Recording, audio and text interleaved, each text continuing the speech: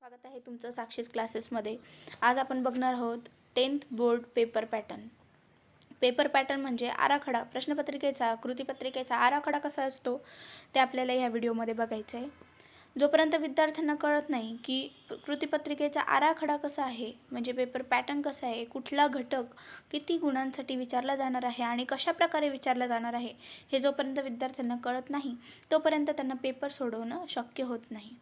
तर सगळ्यात आधी आपण अभ्यासाला सुरुवात करण्याआधी कृतीपत्रिकेचा आराखडा काय आहे, कशा प्रकारे प्रश्न विचारले जातात, काय दिलेलं असतं, काय पाठ्यपुस्तकातून येतं किंवा पाठ्यपुस्तकाच्या बाहेरील काय काय पार्ट असतो, काय काय भाग असतात ते आपल्याला इथून कळणार आहे। तर चला तर मग सुरू करूया आजच्या व्हिडिओला। आजच्या व्हिडिओमध्ये आपण बघणार आहोत मराठी विषयाचा कृतीपत्रिकेचा आराखडा। 10वी बोर्डच्या विद्यार्थ्यांसाठी अतिशय उपयुक्त असा व्हिडिओ आहे। तर प्रश्न पहिला, तर विद्यार्थी मित्रांनो, तुम्हाला मराठी विषयामध्ये असणार आहे 100 गुण एकूण, तर त्यातील 80 गुण हे लेखी परीक्षेसाठी असणार आहेत आणि 20 गुण हे अंतर्गत मूल्यमापन करून दिले जाणार आहेत। तर अंतर्गत मूल्यमापन कशा प्रकारे केलं जातं हे मी तुम्हाला व्हिडिओच्या शेवटच्या पार्टमध्ये सांगणार आहे। तत्पूर्वी आपण हे जाणून घेऊयात की लेखी परीक्षा कशा प्रकारे असते। तर लेखी परीक्षेमध्ये एकूण 5 विभाग असतात। विभाग 1 आहे गद्य। लेखी परीक्षा आहे 80 मार्कांची। 80 गुणांपैकी विभाग 1 गद्यसाठी जातात 18 गुण। तर त्यामध्ये बघा, प्रश्न पहिला अ आणि प्रश्न पहिला आ हे जे आहेत ते प्रत्येकी 7 गुणांसाठी आहेत। म्हणजे प्रश्न पहिला अ हा 7 गुणांसाठी, प्रश्न पहिला आ 7 गुणांसाठी। यामध्ये विचारलं जाणार आहे तुम्हाला पठित उतारे। 2 पठित उत्तरे दिलेले असणार आहेत प्रश्न पहिला अ आणि प्रश्न पहिला आ मध्ये। तर त्याच्यामध्ये पठित म्हणजे तुम्ही पाठ्यपुस्तकात त्याचा अभ्यास केलेला आहे, तुम्ही त्याचं वाचन केलेलं आहे, त्यावरील कृती पण सोडवलेल्या आहेत, असे उत्तरे तुम्हाला विचारले जातील। त्या उत्तरांमधून 7 गुणांची कशी गुणविभागणी आहे ते बघा। पहिला आहे आकलन कृती। आकलन कृतीमध्ये आकलन म्हणजे तुम्हाला तो उतारा वाचून नक्की काय समजलं आहे हे बोर्डाला जाणून घ्यायचं असतं। काय आकलन तुम्हाला झालेलं आहे त्यातून हे कळणार आहे, म्हणजे आकलन कृती। आकलन कृतीमध्ये तुम्ही जसे इंग्लिशच्या कृतीपत्रिकेमध्ये ॲक्टिव्हिटी शीटमध्ये तुम्ही वेब डायग्राम सोडवता, तशी वेब डायग्राम असू शकते किंवा रिकाम्या जागा भरा असू शकतं किंवा कोण कोणास म्हणाले, असे सोपे प्रश्न असणार आहेत बघा 2 गुणांसाठी फक्त। नंतर दुसरे पण आहे आकलन कृती आहे दुसरी कृती, तीही 2 गुणांसाठी असणार आहे। आणि तिसरं म्हणजे स्वमत। स्वमत म्हणजे दिलेल्या प्रश्नावर किंवा दिलेल्या उतार्यातील मुद्द्यावर तुमचं स्वतःचं मत काय ते तुम्हाला लेखी स्वरूपात मांडायचं आहे, ते आहे 3 गुणांसाठी। असे एकूण झाले 7 गुण। प्रश्न पहिला 1 7 गुणांसाठी, प्रश्न पहिला आ अशाच प्रकारे 7 गुणांसाठी विचारला जाईल। नंतर प्रश्न पहिला ई। प्रश्न पहिला ई हा असणार आहे अपठित उतार्यावर। अपठित उतारा म्हणजे तो तुमच्या पाठ्यपुस्तकात नाही, पण अपठित उतार्याचं बघा फक्त आकलन कृती विचारली जाणार आहे, त्याच्यावर स्वमत विचारलं जाणार नाही आहे। हा अपठित उतारा आहे एकूण 4 गुणांसाठी। आता 4 गुणांची कृतीनिहाय गुणविभागणी कशी आहे बघा। पहिली आहे आकलन कृती, म्हणजे वेब डायग्राम, रिकाम्या जागा भरा, असे सोपे प्रश्न असणार आहेत जे तुम्हाला उत्तरात सहजपणे तुम्हाला वाचूनही तुम्हाला कळणार आहे। तर ही झाली आकलन कृती आणि ती आहे 2 गुणांसाठी। आणि दुसरी ही आकलन कृती आहे 2 गुणांसाठी। अशी 2 गुणांच्या 2 आकलन कृती विचारल्या जाणार आहेत, ज्या 4 गुणांसाठी असणार आहे टोटल प्रश्न पहिला ई हा झाला अपठित उतारा। आता जाऊयात विभाग 2 कडे। तर विभाग 2 आहे पद्य। पद्य म्हणजे कविता। तर कविता कुठल्या आहेत तुम्हाला त्याच्यावर हा प्रश्न असणार आहे। एकूण 16 गुणांसाठी हा विभाग आहे पूर्ण। तर बघा प्रश्न दुसरा अ आहे पठित पद्य। पठित पद्य म्हणजे पाठ्यपुस्तकात असणारे, पाठ्यपुस्तकातील कोणतीही एक कविता विचारली जाणार आहे एकूण 8 गुणांसाठी। प्रश्न दुसरा अ आहे 8 गुणांसाठी। तर त्याची गुणविभागणी कशी आहे बघा। पहिली आहे आकलन कृती 2 गुणांसाठी, दुसरी ही आकलन कृती आहे 2 गुणांसाठी. तिसरा उपप्रश्न बघा, प्रश्न दुसरा अ मधला तिसरा उपप्रश्न आहे अर्थ. म्हणजे कवितेतील दिलेल्या कोणत्याही 2 ओळींचा सरळ अर्थ तुमच्या शब्दामध्ये तुम्हाला लिहायचा आहे 2 गुणांसाठी. मित्रांनो, इथं तुम्ही लक्षात घ्या की 2 गुणांसाठी उत्तर लिहायचं आहे म्हणजे अगदी 1 पान भर लिहिलं पाहिजे किंवा 2 पानं लिहिलं पाहिजे असं नाही आहे. बऱ्याचशा विद्यार्थी मित्रांचा असा गैरसमज असतो की जेवढं मोठं उत्तर लिहू आपण तेवढे जास्त मार्क्स मिळतील. तर नाही मित्रांनो, तुमची क्वांटिटी काय आहे, क्वांटिटी म्हणजे किती मोठा उत्तर लिहिलं आहे याच्यावर तुमचे मार्क्स नाही ठरत, तर क्वालिटी म्हणजे त्याचं वैशिष्ट्य काय आहे, तुम्ही कशा प्रकारे ते लिहिलं आहे, कोणते शब्द वापरलेत, शुद्धलेखन तुम्ही किती शुद्ध लिहिलं आहे, किती ग्रॅमॅटिकली व्याकरणदृष्ट्या किती तुमचं बरोबर आहे ते उत्तर, यानुसार तुम्हाला मार्क मिळणार आहे मित्रांनो. हो, तुमचे किती उत्तर असावं हे जरूर तिथे गृहीत धरलं जाणार, परंतु 2 गुणांसाठी आहे म्हटल्यावर 1 पान 2 पानं एवढं मोठं उत्तर कृपया करून लिहू नका. म्हणजे जे तुम्हाला मिळणार आहेत गुण तेही नाही मिळणार, कारण तपासणी जो असतो त्याला एवढं मोठं वाचायला कंटाळा येतो, म्हणून तो तिथे गुणांची छाटणी करू शकतो. म्हणून लक्षात घ्या. मग अर्थ, तर परत येऊयात प्रश्नाकडे. प्रश्न दुसरा अ,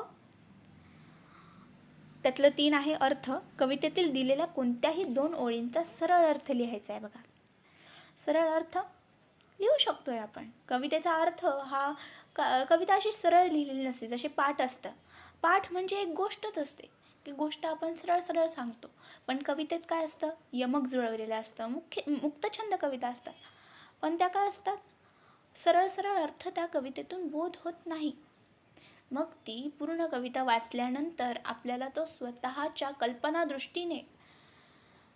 कल्पनाशक्तीचा वापर करून आपल्याला त्याचा अर्थ मिळवायचा असतो.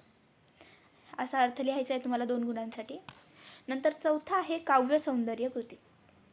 तर काव्य सौंदर्य बघा, मी तुम्हाला आधीच सांगितले की काव्यात कविता आणि गद्यामध्ये फरक आहे, पाठ आणि कवितांमध्ये फरक आहे.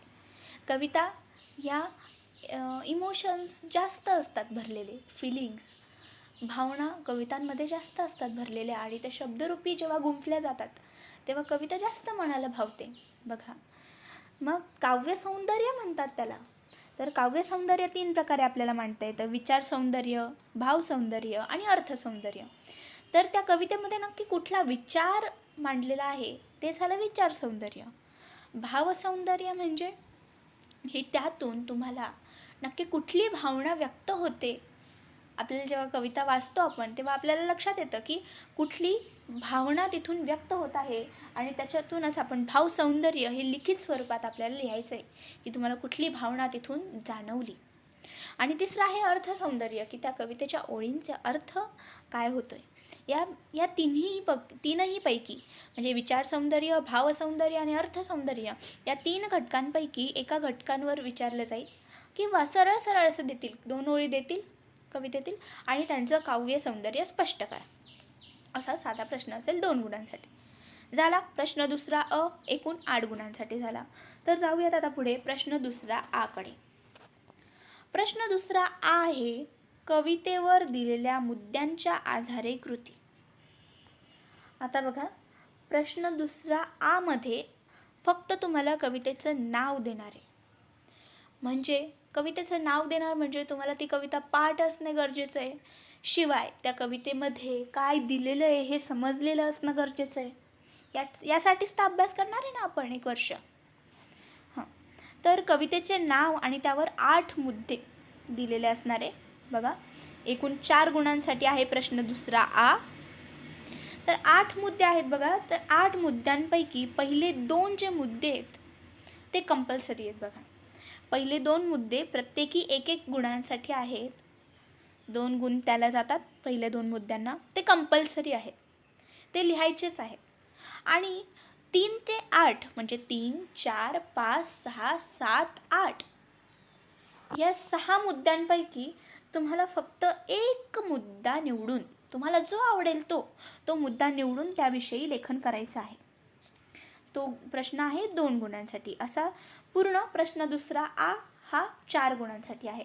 पण विद्यार्थी मित्रांनो, एक लक्षात घ्या की यामध्ये प्रश्न दुसरा आ मध्ये अशा कवितेचं नाव दिलेलं असणार आहे की जी कविता प्रश्न दुसरा अ मध्ये विचारलेली नाही.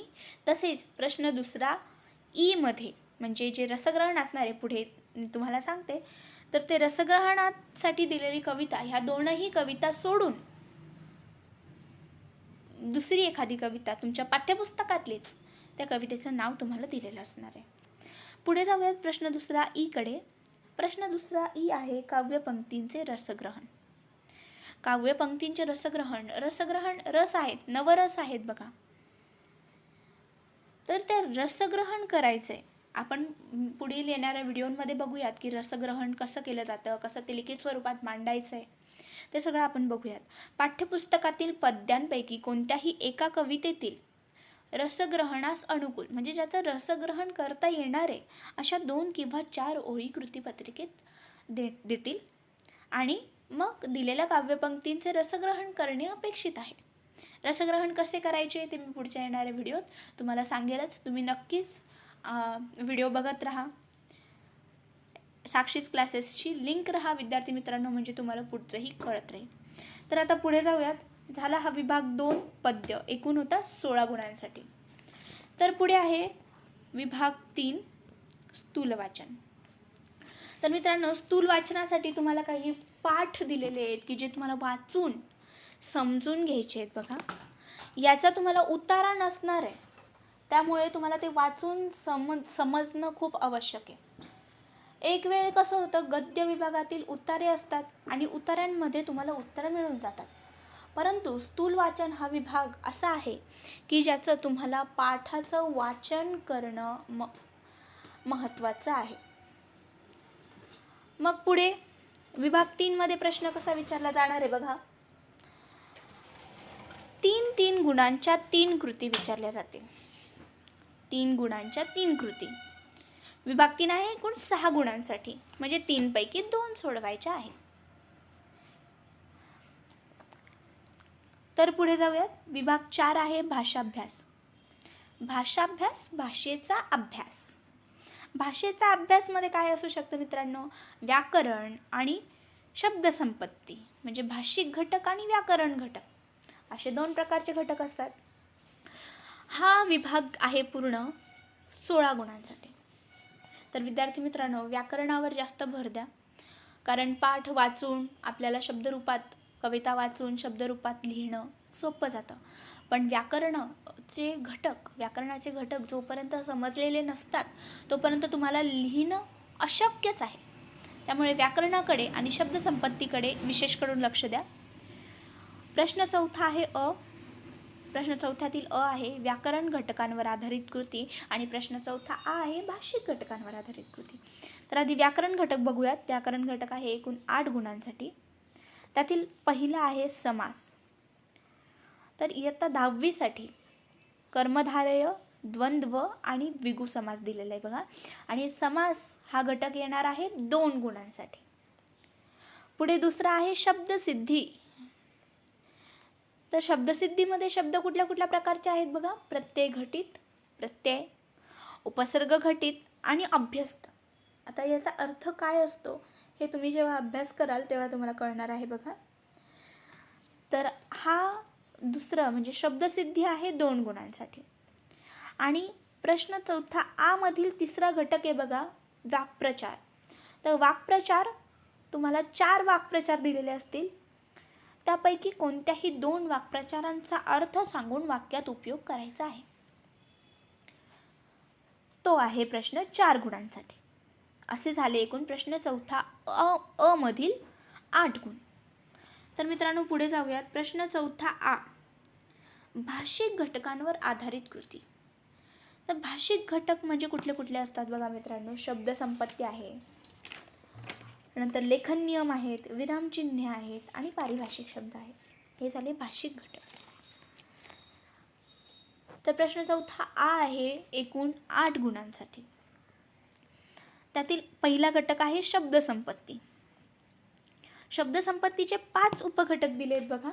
समानार्थी शब्द, विरुद्धार्थी शब्द, शब्दसमूहाबद्दल एक शब्द, वचन ओळखा किंवा बदला, दोन्हीपैकी कुठलाही एक विचारू शकता तुम्हाला. आणि 5 शब्दातील अक्षरांपासून अर्थपूर्ण शब्द तयार करणे, म्हणजे जो शब्द दिलेला आहे त्यातील अक्षरांचा वापर करून त्यापेक्षा लहान असा एक शब्द तयार करायचा आहे. तर हे जे 5 घटक आहेत, समानार्थी शब्द, विरुद्धार्थी शब्द, शब्दसमूहाबद्दल एक शब्द, वचन आणि शब्दातील अक्षरांपासून अर्थपूर्ण शब्द तयार करणे, या 5 घटकांपैकी 4 घटकांवर एक एक गुणांच्या कृती विचारल्या जातील. 4 घटकांवर एक एक गुण असे शब्दसंपत्तीसाठी आहेत 4 गुण. आणि ते फक्त एक एक गुण कसे विभागले जातील? अर्धा अर्धा. म्हणजे प्रत्येक घटकामध्ये समानार्थी शब्दामध्ये अर्ध्या गुणांच्या 2 कृती, विरुद्धार्थी शब्दामध्ये असतील तर अर्ध्या मार्कांच्या 2 कृती. अशा प्रकारे एका घटकाला 2 गुण आणि विचारले जातील किती? 4 घटक.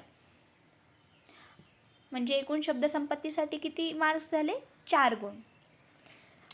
हा झाला प्रश्न चौथा, आ मधील पहिला घटक शब्दसंपत्ती. पुढे जाऊयात. प्रश्न चौथा, आ मधील दुसरा घटक आहे लेखन नियमांनुसार लेखन. बघा, लेखन नियमांमध्ये काय येतं? शब्द अचूक लिहिणे अतिशय महत्त्वाचे असते. पहिली वेलांटी आहे की दुसरी वेलांटी आहे, पहिला उकार आहे की दुसरा उकार आहे, अनुस्वार कुठल्या अक्षरावर द्यायचा आहे, रफार कुठल्या अक्षरावर द्यायचा आहे, हे अतिशय महत्त्वाचं आहे. बघा, तर लेखन नियमांनुसार लेखन हे आहे 2 गुणांसाठी.